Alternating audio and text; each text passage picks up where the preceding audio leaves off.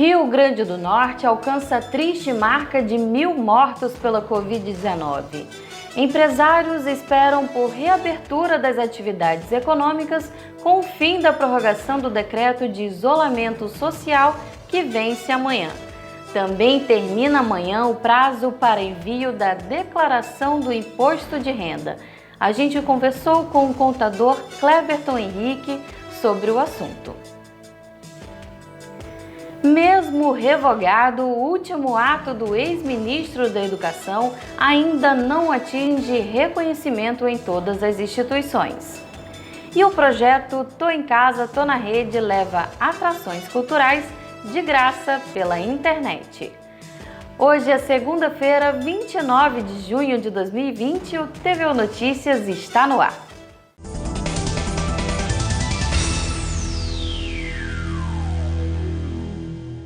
O Rio Grande do Norte já tem mais de 1.000 mortos pelo novo coronavírus. O número de casos confirmados está próximo dos 29.000. Até o começo da tarde, 731 pacientes estavam internados com a doença em hospitais das redes pública e privada do estado. 90% dos leitos críticos do estado estavam ocupados hoje. A situação mais tranquila é na região do Seridó, com 77% de ocupação. Nas regiões de Natal e Mossoró, esse número segue acima de 95%. Cerca de 35 pacientes aguardavam um leito na rede pública.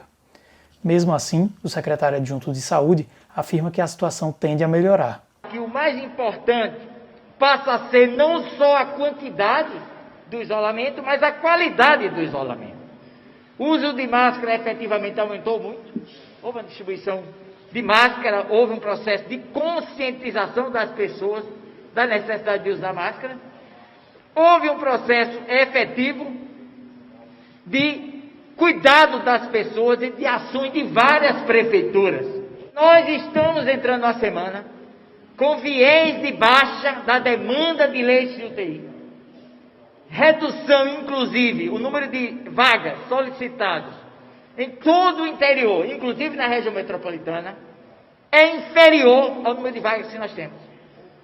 Nosso problema hoje ainda é, apesar de também ter uma redução importante, as UPAs de Natal já tem uma pressão bem menor, mas o problema dessa pressão de leitos, em torno de 60% a 70% é em Natal. O coordenador do Comitê Científico da Secretaria Estadual de Saúde Pública, Ricardo Valentim, confirma a tendência de desaceleração da pandemia. Está consolidado que a taxa de transmissibilidade ela vem caindo de maneira gradual, com algumas variações para cima ou para baixo, mas ela vem de maneira sustentada, reduzindo, o que é do curso da pandemia. Então, esse dado ele já se consolida há mais de 15 dias e é um dado que o Comitê Científico já tem como um dado seguro. Há uma pressão ainda grande por ocupação de leitos de UTI, é verdade, porém, durante 6 dias há uma redução das solicitações das unidades de pronto atendimento por novas vagas de UTI. Ainda tem uma quantidade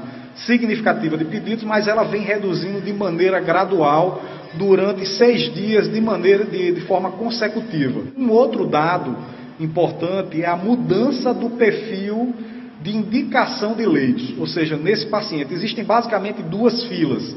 Uma fila de pacientes para leitos críticos e uma fila de pacientes para leitos clínicos. Então, esse perfil também tem mudado. Se vocês olharem no Regula RN, vocês vão perceber que na semana passada chegou a mais de 90 pessoas na fila para leitos críticos. E isso reduziu. Então, isso já vem reduzindo durante a semana, o que é efeito justamente desse menor pedido nas UPAs. Mas esse é um dado sensível que nós ainda estamos monitorando. Decreto de prorrogação da reabertura econômica do Rio Grande do Norte termina amanhã. Já o setor empresarial espera a flexibilização das normas. As entidades empresariais esperam a edição de um decreto mais flexível por parte do governo do estado e que as empresas e o comércio abram por etapas. Na coletiva de imprensa realizada hoje, o secretário estadual de Tributação, Carlos Xavier, afirmou que mesmo diante da diminuição da fila de pessoas que necessitam de leitos críticos, é preciso cautela na reabertura do comércio. Hoje à tarde, a governadora Fátima Bezerra se reuniu com empresários do estado e logo mais terá encontros com os chefes dos poderes legislativo e judiciário. De acordo com o secretário de Tributação, Carlos Xavier, as próximas medidas continuarão com base nos estudos do comitê científico.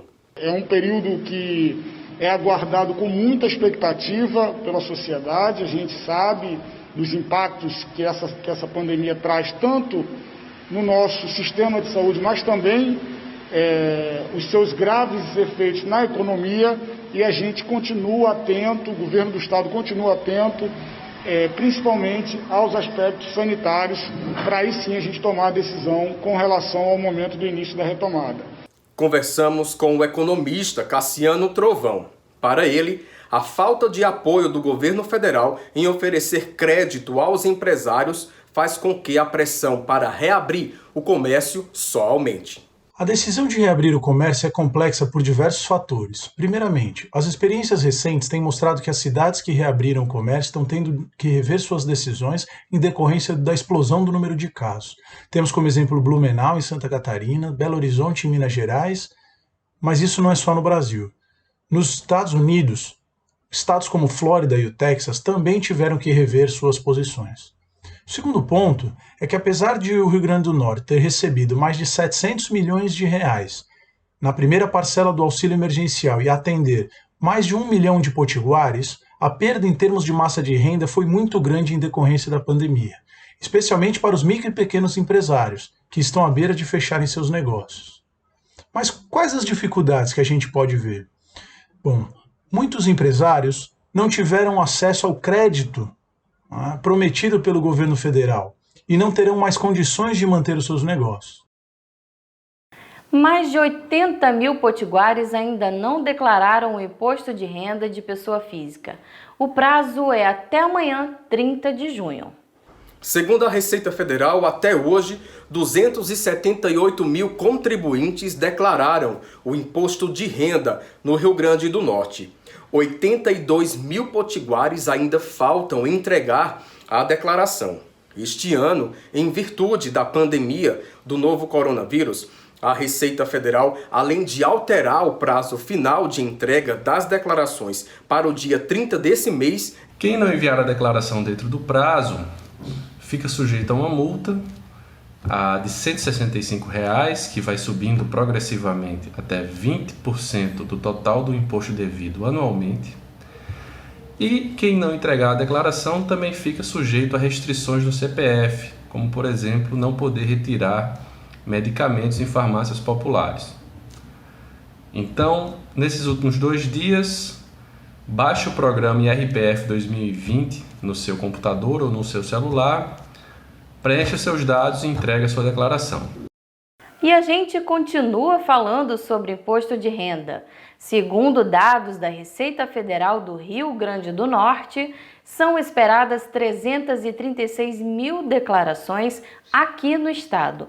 Para conversar sobre o assunto, a gente convidou o contador Cleverton Henrique, que concedeu entrevista ao repórter Felipe Mateus. Termina nesta terça-feira o prazo para enviar a declaração do imposto de renda. A data passou de 30 de abril para 30 de junho por conta da pandemia. E dessa vez não haverá uma nova prorrogação. E para a gente falar um pouco melhor do assunto, estamos conversando agora com o contador Cleverton Henrique. Olá, Cleverton. Olá, Felipe. Então, Cleverton, explica para a gente uma dúvida bem comum que geralmente a maioria das pessoas tem. O que é a declaração do imposto de renda? Bom, Felipe, a declaração do imposto de renda ela nada mais é do que uma declaração de ajuste de informações para a Receita Federal. Né? Então, tem muita gente que tem essa dúvida, né? Será que se eu declarar meu imposto de renda eu vou ter que pagar? Muitas vezes, em alguns casos, pode até restituir, ou seja, receber novamente o imposto.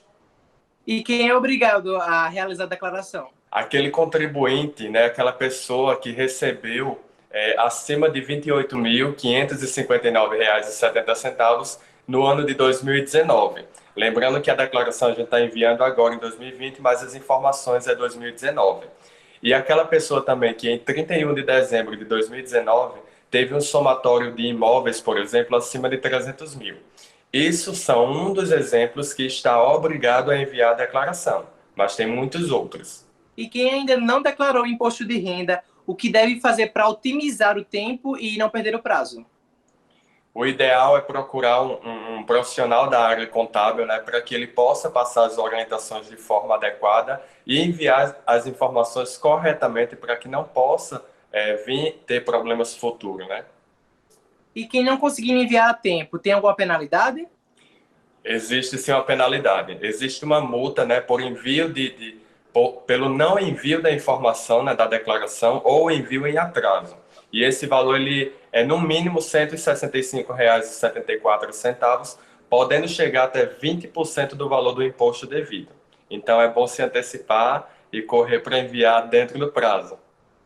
E se alguém ainda tiver dúvidas se tem contas, se precisa declarar ou não, né, junto à Receita Federal, o que deve fazer? Procurar novamente um profissional na área contábil, né, que ele possa passar as orientações de forma adequada, correta e enviar o quanto antes para não ter problemas com a Receita, né, com o fisco. Cleverton, muito obrigado pela entrevista, por esclarecer todas as dúvidas para todos os nossos telespectadores, viu? Por nada, Felipe. A despedida do ex-ministro da Educação foi coroada com a revogação de uma portaria de 2016 que garantia cotas raciais em programas de pós-graduação de universidades brasileiras. A decisão foi revogada 2 dias depois, mas ainda é pouco reconhecida pelas instituições. A reversão da decisão foi considerada uma vitória pelo movimento estudantil. Ainda assim, a Associação Nacional de Pós-Graduandos reconhece que falta muito para que o direito das populações negra e indígena seja reconhecido pelas instituições. A luta pela implementação das cotas étnico-raciais na pós-graduação é uma bandeira que o movimento estudantil de pós-graduação já carrega há algum tempo, em parceria com o movimento negro, desde pelo menos 2014, quando aconteceu o segundo encontro de jovens cientistas negros. A NPG vem acumulando esse debate e aí em 2016, através de uma comissão tirada na CAPES, conseguimos aprovar a portaria de número 13 do MEC, que foi a portaria revogada pelo Weintraub. Nós podemos ver também o poder da articulação, tanto do movimento estudantil, né, da luta da educação nesse momento contra os desmontes do governo Bolsonaro. Né, e podemos ver também a importância que a luta antirracista, o debate antirracista tem na atual conjuntura brasileira. Né? Então, nós da NPG consideramos uma vitória esse processo e também consideramos muito importante todas as universidades retomarem esse debate. Outras universidades, né, no Brasil, que não a UFRN, já tem implementado em todos os seus programas, e aqui cita a UFG, que desde 2015 tem, a UFRJ, a Universidade de São Paulo, né, a USP tem, a Unicamp em diversos programas tem, né, e na Universidade Federal do Rio Grande do Norte, nem no estado do Rio Grande do Norte nós ainda não temos. Né, nós temos alguns programas específicos, algumas iniciativas, mas que ainda são pequenas. Na UFRN ainda são poucos os programas que adotaram a reserva de vagas para negros e indígenas. A proposta agora é alterar o Regulamento Geral de Pós-Graduação. Alguns programas de pós-graduação da UFRN já adotam a política de ações afirmativas, baseada na reserva de vagas para ingresso de estudantes. Essa discussão está sendo ampliada e estamos propondo, na alteração do Regulamento Geral de Pós-Graduação da UFRN, a introdução de mecanismos que facilitem e que ampliem as cotas por ações afirmativas. Na reunião da semana passada, com o coletivo Enegrecer, a Proreitoria deixou claro o compromisso de continuar discutindo com a comunidade e de avançar, no sentido de termos um regulamento que permita, de maneira mais fácil, de maneira mais clara, a inserção de cotas. É um momento propício para acumular esse debate, e já visto que agora nós temos de novo esse instrumento normativo tão rico e tão importante. Então, é um debate que é muito importante, é muito caro para nós, é essencial que a gente faça esse debate da inserção do povo preto, né, dos negros e dos pardos na pós-graduação. O projeto Comunicadores Periféricos desenvolve trabalhos na Vila de Ponta Negra. A reportagem é de Jorge Silva. Respeitando o distanciamento e com todos os cuidados de higiene, Carcará e Ellen grafitaram muros localizados na rua principal da Vila de Ponta Negra, com informações visuais de como se prevenir do novo coronavírus. A ação faz parte da união entre o projeto Motivar e o Cores da Vila. Para nós é importante sempre, estar levando a nossa arte em forma de mensagem e utilizando para a consciência social. Então a gente vem aqui participar do projeto Cores da Vila. Eu acho que já é a segunda ou terceiro ano que eu estou fazendo parte, juntamente com o Motivar, que é a galera que faz o corre aqui na Vila de Ponta Negra. E é isso mesmo, é arte na rua conscientizando as pessoas. O projeto também teve a participação de fotógrafos profissionais e durante a ação foram distribuídas máscaras para as crianças que residem na comunidade.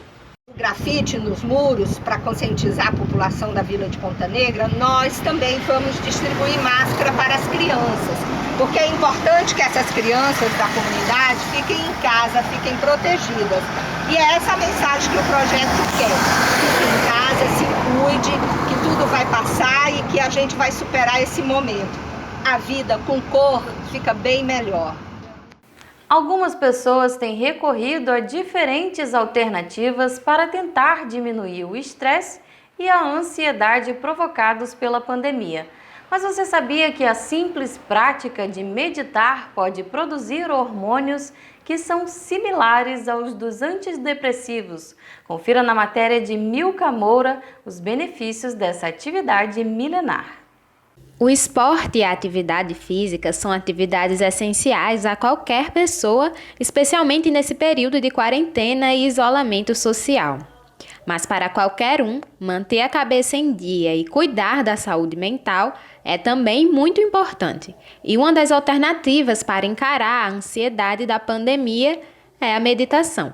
De acordo com um estudo feito pela Universidade do Estado do Rio de Janeiro, durante o isolamento social, os problemas de saúde mental aumentaram. O estudo foi feito durante os dias de 20 de março a 20 de abril e apontou que os casos de ansiedade e estresse tiveram um aumento de 80%. Cada vez mais tem aparecido a narrativa desses sintomas no corpo, como taquicardia, sudorese, tremores, cefaleia, a dor de cabeça, tontura, pensamentos acelerados. Então, todas essas repercussões corporais em decorrência desse excesso de pensamentos vão gerar ansiedade. Tentando diminuir esses efeitos, a meditação é uma prática que tem sido cada vez mais recomendada. Muito mais do que sentar em silêncio, meditar é se conectar com si mesmo e adquirir o autoconhecimento. A meditação, ela vai trabalhar dentro de algumas áreas cerebrais que vão desencadear uma rede de acesso de neurotransmissores e vão potencializar alguns hormônios, hormônios que vão trabalhar o bem-estar, o prazer, essa sensação de estar vivo, de pulsação natural, esse campo que a gente sente, por exemplo, quando tem uma prática de exercício físico. Então, a meditação vai nos trazer essas sensações e vai baixar um outro hormôniozinho chamado cortisol, que é exatamente esse hormônio que destrói todos os outros e favorece o campo para a ansiedade, para o estresse, para a estafa, depressão. E aí a meditação, ela vai exatamente baixar esses níveis de cortisol no nosso organismo. Os neurotransmissores que é possível ativar dentro do processo de meditação, por exemplo, produzem hormônios que são similares. Na verdade, não são similares, são idênticos aos hormônios e neurotransmissores que a gente trabalha dentro de medicações como antidepressivos, como ansiolíticos. Então, a meditação vai nos dar exatamente esses mesmos benefícios. Lucas já conhece a meditação há 5 anos. Agora, em quarentena, ele reconhece a melhora que houve em sua saúde mental. A meditação, ela ajuda da forma que vê a gente, Eu tenho capacidade de lidar com meus pensamentos. Então ela me ajudou a entender isso e ver, calma, estou indo para longe do que é verdade. Estou indo para longe do que é real. Volto para cá. Estou começando um pensamento que vai me deixar ansioso. Estou começando a ser muito crítico. Volta. Mas, diante de tudo, como começar a meditar e alcançar todos esses privilégios? A fisioterapeuta e especialista em saúde coletiva Natália Diniz explica como fazer. Desde maio, ela mantém um canal no YouTube sobre meditação guiada chamado Sanar Terapias. O nosso corpo e a nossa mente adoram rotina. Então, para você iniciar, cultivar esse hábito e de fato fazer disso um hábito na sua vida, você pode, por exemplo, escolher horários. Qual horário que você prefere meditar? Qual horário que você prefere se acalmar um pouco, permitir-se relaxar, observar a sua respiração, olhar para dentro um pouquinho. Quando você vai iniciar, não necessariamente você precisa ficar meia hora, 1 hora meditando, de forma alguma. Comece com poucos minutos, 5 minutos, 3 minutos, 10, e assim você vai progredindo. Ela te dá uma série de recursos possíveis, seja música, um mantra, o olhar para a chama de uma vela, né, que poderia ser para um objeto específico. Algumas comunidades vão meditar diante de uma parede branca ou diante de Buda, Ganesha. Outros vão meditar utilizando a oração da sua religião específica. Atualmente eu me sinto muito melhor do que antes. E eu sei que a meditação ela me ajudou. Claro, ela não vai salvar o mundo, mas a gente vai dar um passinho para frente, né? O edital Tô em Casa, Tô na Rede, da Fundação José Augusto, segue com a agenda de programações culturais à distância. Nesta terça-feira, a programação começa logo pela manhã, às 10h30, com o lançamento do terceiro vídeo da musicista Maria Elvira, do município de Viçosa.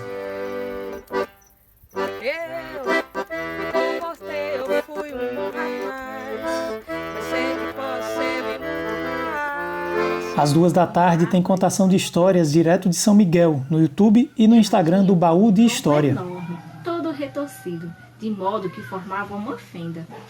Também tem contação de histórias às 4h, dessa vez em Natal, e com música, no Facebook de Demi Gonzaga e Ricardo Buiú. Olá! Na mesma hora tem a websérie Um Corpo em Casa, no Instagram da Casa Corpo. E a potência da utilização dessa máquina é a comunhão. Às 7h tem live de Netinho Lima no Instagram e YouTube, além do podcast Rádio Rabiola.